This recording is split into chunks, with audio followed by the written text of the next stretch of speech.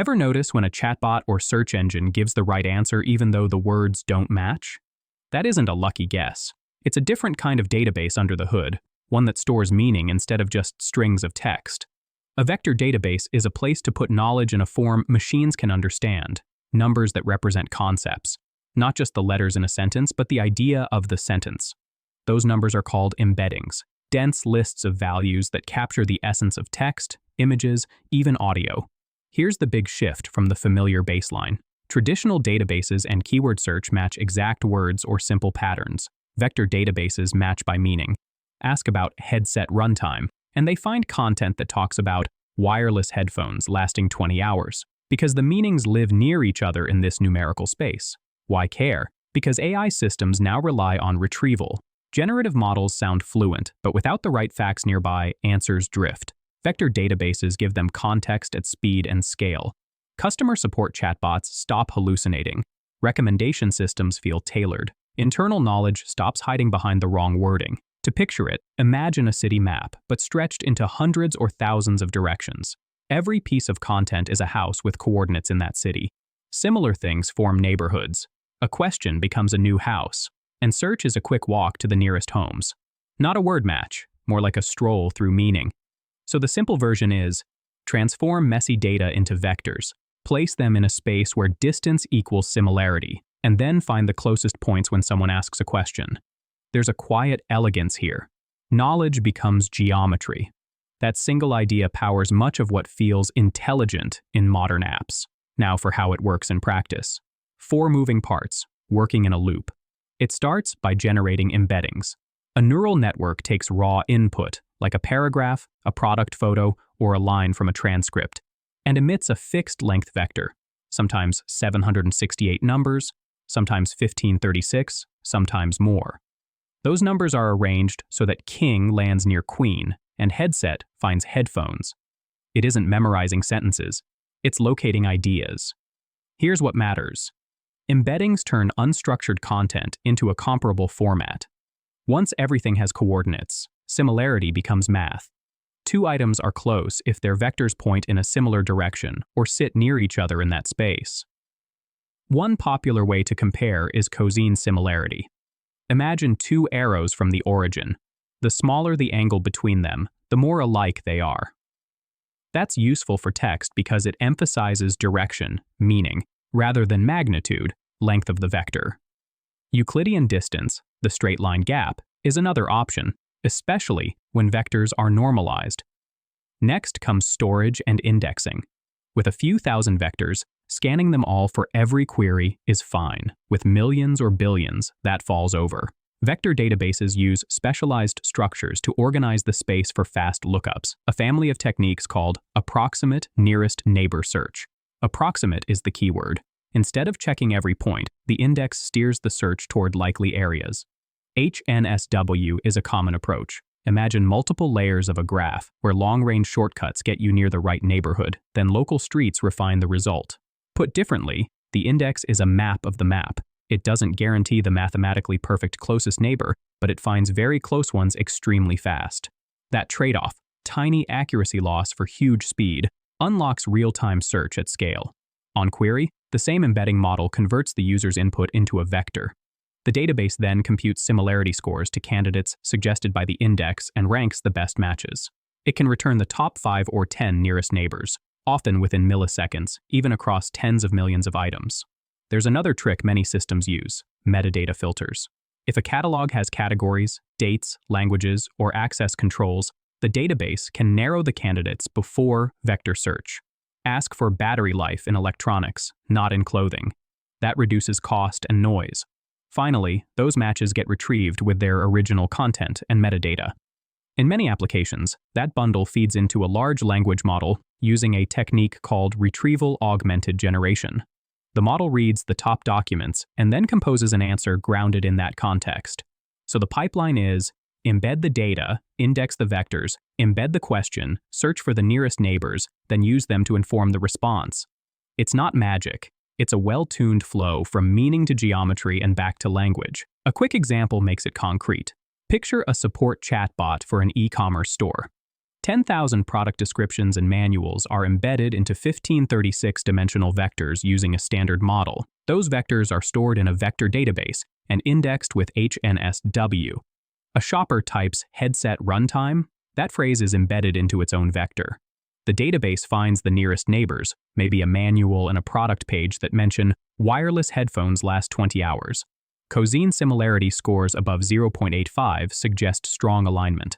The top 3 hits are sent to the language model, which replies, wireless headphones last 20 hours per charge. Total time, a few dozen milliseconds. No exact words matched, but the meaning did. This isn't just for support. The same approach powers personalized recommendations. People who liked these movies liked those, and semantic deduplication, where near-identical content gets clustered and cleaned. Voice assistants, code search, image search, all benefit from finding related concepts without brittle keyword rules. Now, for the practical side, why not do this with a regular database and a few extensions? For small projects, that can work, but purpose-built vector databases are optimized for high-dimensional data and massive scale. They handle billions of vectors, shard across machines, maintain specialized indexes, and offer hybrid filtering, role-based access, and consistency controls tuned for this workload. General-purpose engines can add vector columns, yet performance often lags as data grows. Here's the twist. Vector databases do not replace relational databases. They complement them. Structured business data, orders, users, transactions, still fits best in relational systems. The vector layer excels at unstructured semantic retrieval. Most real systems combine both. A transactional store for facts, a vector store for meaning. Trade-offs come with the territory. Approximate search is fast, but it might miss the single closest item. In many cases, recall, the fraction of true matches found, lands above 95%, which is excellent for conversational search. In safety-critical domains, that last few percent can matter. Systems there often use tighter thresholds, more exhaustive search parameters, or a re-ranking step that checks a larger candidate set more carefully. High dimensionality also has a cost. Each vector eats memory and storage. Larger models often produce longer vectors, but after a point, extra dimensions add noise. Many teams see good results around 768 to 1536 for text. Beyond that, improvements can flatten while costs rise. This is where the phrase curse of dimensionality shows up. Distance measures become less discriminative as dimensions climb, which can make neighborhoods feel blurry. Another subtlety, not all embeddings are created equal. The quality of results depends on the model used to generate vectors. A general-purpose text model might miss nuances in legal or medical language. Domain-specific tuning or choosing a model trained for sentence similarity can make a night and day difference. Biases in training data can sneak into the geometry as well. Clusters can reflect cultural patterns rather than ground truth. So, evaluation on representative data is important. What matters here is choosing the right tools for the job. If the application is customer support in a niche industry, a domain-aware embedding model is worth the effort. If the scale is modest, a simpler index and smaller vectors can be fine. If the scale is massive, memory-efficient techniques like quantization, storing approximate numbers to save space, can keep performance high without hurting accuracy too much. Operationally, vector databases behave like databases. They ingest, they index, they replicate, and they serve queries. There are a few habits that help. Batch embeddings rather than creating them one by one. It's faster and cheaper. Upsert data, update or insert when content changes, and periodically re-embed if the embedding model improves or the domain shifts. Monitor performance with simple metrics like latency, throughput, and recall at K on a held-out test set. Tune index parameters. HNSW has dials for connectivity and search breadth to balance speed with recall. Security and privacy deserve attention. Embeddings are compressed, but they can still leak information if mishandled. Keep raw documents protected, enforce role-based access with metadata filters, and isolate tenants if multiple clients share an index. In regulated contexts, consider encrypting vectors at rest and using filters to prevent cross-domain retrievals. There's also a life cycle. New content arrives daily, models evolve, topics drift. Embeddings from a year ago may no longer line up with a new model's geometry. When the map changes, coordinates shift. Good systems version their embeddings and re-index in the background, then cut over with a migration plan. It's less dramatic than it sounds, more like repaving a road while traffic keeps moving. Engineering appreciation moment. There's something striking about seeing clusters form around ideas that didn't exist in any manual rule. The geometry discovers structure by training on examples, then serves it back at interactive speed. Hybrid search is worth another note. Filtering by metadata before the vector step can reduce search cost by an order of magnitude. If only electronics matter, slice the index to that slice. If language is English, exclude others. Some systems also blend keyword signals with vector scores, which can help for precise names or rare entities that embeddings sometimes smooth over. And there are sanity checks built into many pipelines. Thresholds prevent spurious matches from reaching the model. For instance, only pass documents with similarity above 0.8, or only return an answer if at least 2 independent sources agree. A fallback can trigger. If vector results are weak, switch to a simple keyword search or ask the user to clarify. These guardrails keep systems from overconfident answers. It helps to keep the mental picture alive. The city of meaning analogy stands up surprisingly well. Embeddings give every item an address. Indexes add highways and shortcuts. A query sets a destination, and the database guides the route through neighborhoods that make sense. When scale grows, more highways get built. When a better embedding model arrives, the city gets remapped. Same landmarks, clearer streets. So what does all of this enable? Chatbots that are actually helpful on company-specific knowledge. Search boxes that respond to questions, not just keywords. Recommendations that feel like they understand taste. Content moderation that spots conceptually similar abuse even when phrased differently. Data exploration where a single example pulls in a family of related items to study. In each case, the core move is the same: find by meaning at speed. Misconceptions are common. It's easy to think a vector database is a drop-in replacement for a relational database. It isn't. They solve different problems and often sit side by side. It's also tempting to assume any database can do this with an extension. Extensions can be a great start, but purpose-built vector systems tend to pull ahead at large scales because their indexing, memory layout, and distributed search are tuned for this exact task. And bigger vectors aren't automatically better. There's an optimal size for many use cases, and beyond that, more dimensions can hinder rather than help. So slow it down for a moment.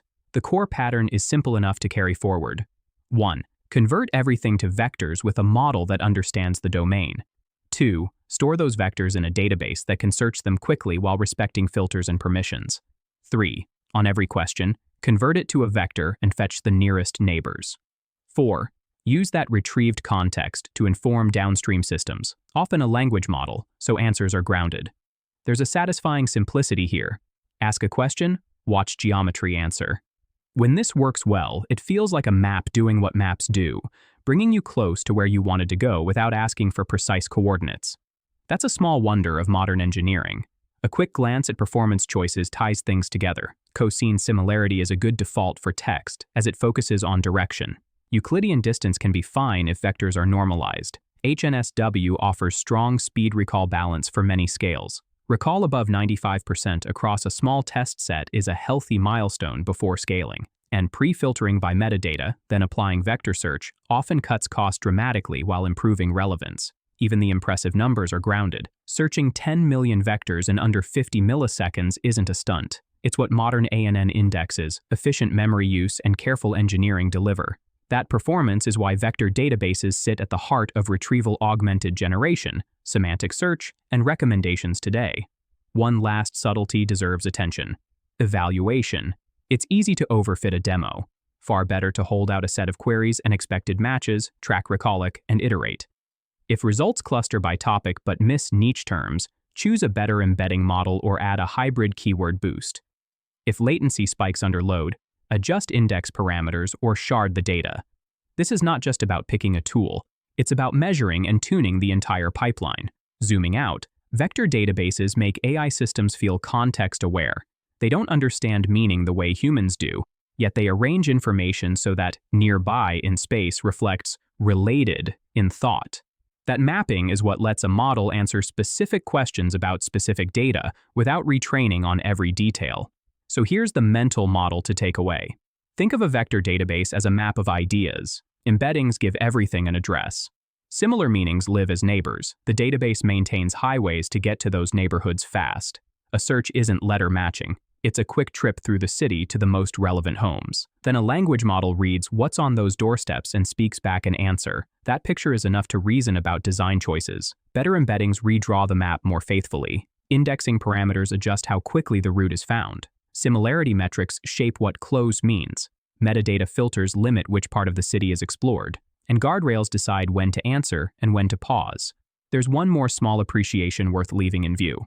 Turning natural language, images, and sound into points in space is a profound hack. It compresses something messy into structure, enough for consistent retrieval. That's why, despite the hype cycles, this technique has staying power. It trades noise for geometry, then uses that geometry to find meaning at speed. If this helped, a like and subscribe helps more videos like this reach the right people.